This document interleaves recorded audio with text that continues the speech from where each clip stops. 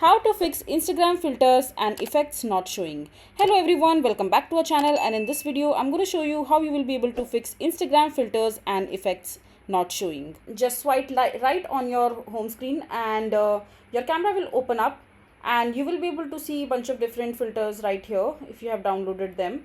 But for some reason, if you won't be able to see these filters, all you have to do is just simply come back to your home screen, and after that just simply open your Play Store or your App Store, and over here just search for Instagram and see whether your Instagram has been updated to the latest version of the app or not.